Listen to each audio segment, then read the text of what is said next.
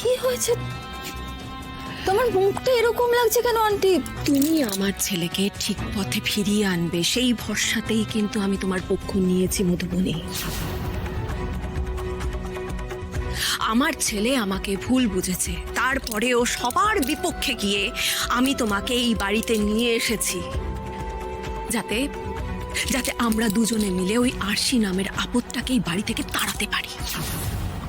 হ্যাঁ তাই তো হবে, সবকিছু হবে। তুমি তুমি এটার জন্য টেনশন করে এরকম টেনশন তো হবেই মধুবনী, আমি যে ওর মা। আমার ছেলের কোনো ক্ষতি আমি বরদাস্ত করব না। আমার কাছে আমার ছেলে সবার আগে। ওর ক্ষতি করে এই বাড়িতে তোমার জায়গা আমি করে দেব, এই ধারণাটা তুমি তোমার মাথা থেকে বের করে দাও মধুবনী। তুমি তুমি হঠাৎ করে এরকম কথা কেন বলছো? কেন আন্টি? বলছি সেটা তোমার বোঝা উচিত ছিল মধুবনী। কোন সাহসে কোন সাহসে তুমি আমার বাবলুকে মিথ্যে অভিযোগ দিয়ে ওই থানায় কমপ্লেন করতে চলে গেছিলে? আমার আমার আমার ছেলেটার যদি আজকে আজকে কোনো ক্ষতি হয়ে যেত, ফেসে যেত, তাহলে তাহলে কি হতো? তুমি পুরোপুরি ভুল বুঝেছো আন্টি।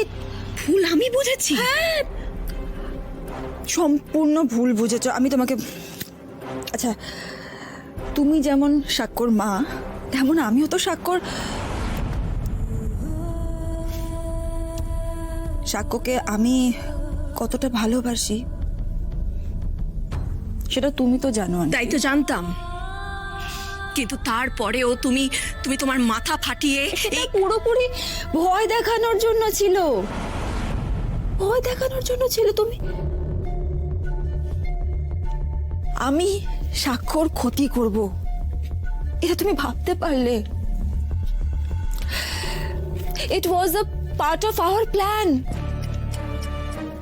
আন্টি। আচ্ছা শোনো, আমি তোমাকে কিছু জিনিস ক্লিয়ার করে দিচ্ছি, ঠিক আছে? এরপরে নেক্সট টাইম এরকম আরো অনেক কিছু ঘটবে।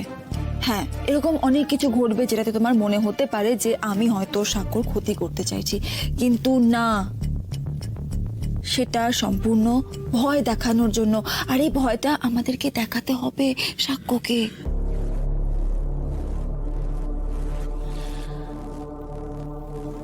আমাদের রাস্তা থেকে ওই আরশিকে উপরে ফেলার জন্য এই ভয়টা দেখানোটা খুব খুব খুব ইম্পর্টেন্ট আন্টি।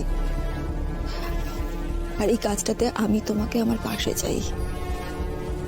চাই আন্টি।